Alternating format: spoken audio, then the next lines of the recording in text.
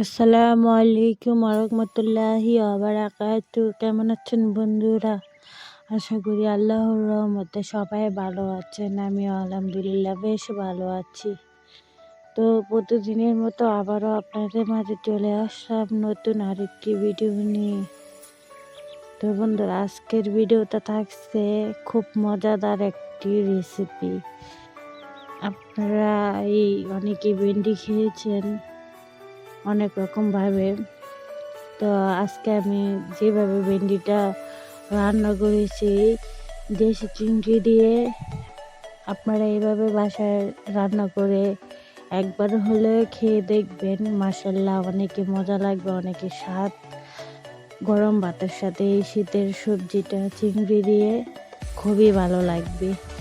তো আজকে আমি দুপুরে এই দেশি চিংড়ি দিয়ে এই ঢেঁড়স রান্না করেছি।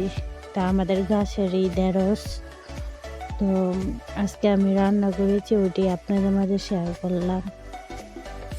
তাহলে চলুন বন্ধুরা, আজকে আমি ভেন্ডিটা চিংড়ি মাছ দিয়ে রান্না করি।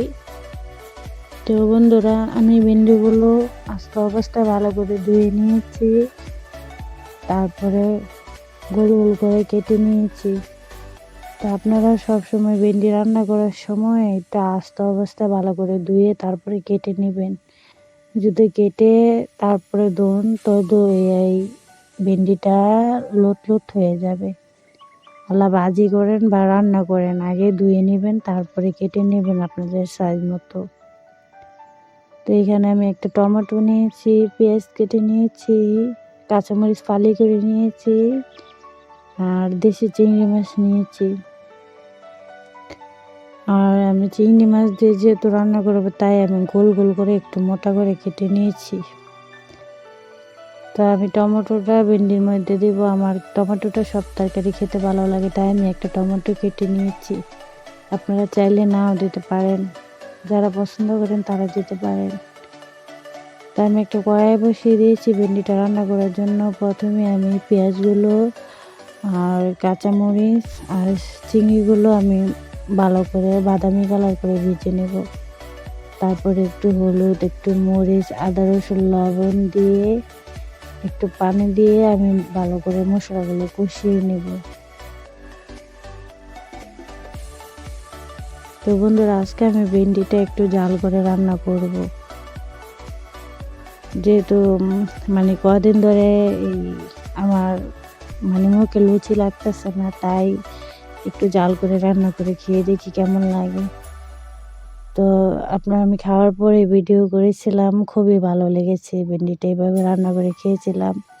তা আপনারা অবশ্যই খেয়ে দেখবেন। আমার কাছে ভালো লেগেছে, তাই আপনাদের কাছে আমি শেয়ার করলাম। তো বন্ধুরা, আমি প্রতিদিনের মতো আবারও আপনাদের মাঝে একটি কথা বলতে চাই। যারা যারা আমার ভিডিও দেখতেছেন, যে ভাইয়ারা, যে আপুরা এবং ভাইরে দর্শকরা, এবং যারা এই দেশ এবং দেশের বাইরে থেকে যেখান থেকে আমার ভিডিওটা দেখতেছেন, ভিডিওর মধ্যে আছেন, যদি লাইক দিতে ভুলে যান অবশ্যই একটা লাইক দিয়ে যাবেন। প্লিজ প্লিজ প্লিজ, আপনাদের একটি লাইকের কারণে আমার ভিডিওটা শেয়ার হতে পারে। তো যারা যারা এই কাজটি করেছেন তাদেরকে অসংখ্য অসংখ্য অসংখ্য ধন্যবাদ। আর যারা যারা আমার চ্যানেলটাকে সাবস্ক্রাইব করেছেন তাদেরকে অসংখ্য ধন্যবাদ। তাদের পাশে ইনশাল্লাহ আমি সবসময় থাকার চেষ্টা করব এবং থাকব।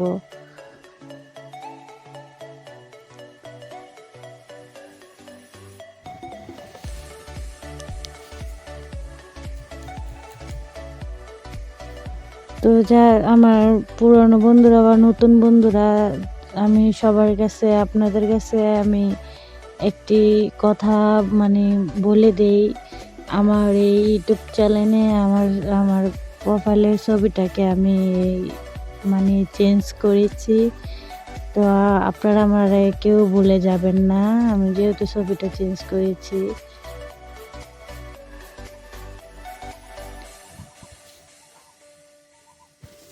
তো বন্ধুরা, আপনাদের সাথে কথা বলতে বলতে আমি এদিকে মশলাগুলো কষিয়ে নিয়েছি। এবার ভেন্ডিগুলো আমি দিয়ে দিয়েছি।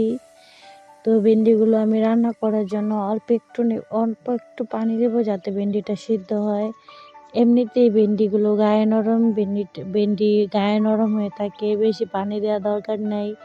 যেটুকু পানি দেবেন এতেই রান্না করা এবং কষানো হয়ে যাবে।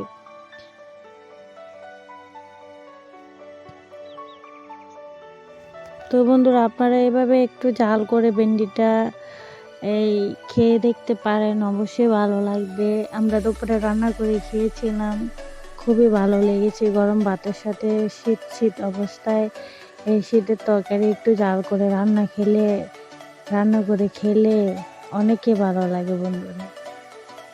তো এই শীতের সময়টা হচ্ছে অনেক ভালো সময়। এটি শীতের সময় চলে গেলে গরমটা একেবারে ভালো লাগে না আমার কাছে।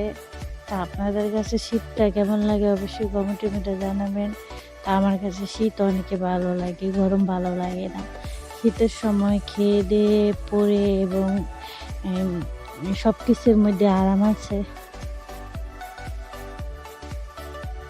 বন্ধুরা, আমার ভেন্ডিটা প্রায় রান্নার শেষের দিকে চলে এসেছে। তো এবার আমি একটু ধনেপাতা বেশি করে নিয়েছি। তো ধনেপাতাগুলো আমি ভালো উপরে ছড়িয়ে দিয়ে 2 মিনিট জাল করে নামিয়ে নিব।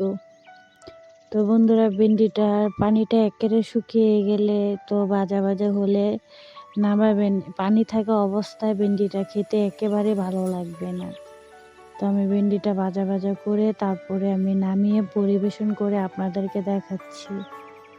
এই তো বন্ধুরা, আমি ভেন্ডিটা রান্না আমার হয়ে গেছে, আমি পরিবেশন করে নিয়েছি।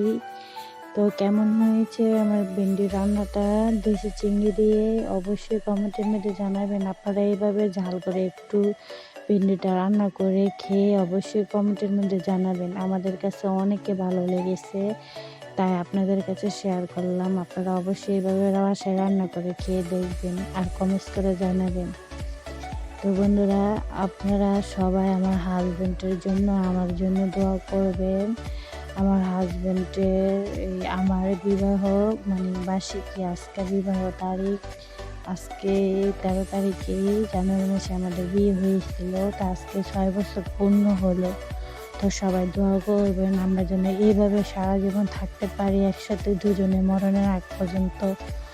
তো আমার হাজব্যান্ড আজকে আমার জন্য কি নিয়ে আসবে আমি জানি না, যদি নিয়ে আসে যেটি হোক আপনাদের মাঝে অবশ্যই শেয়ার করব ইনশাআল্লাহ।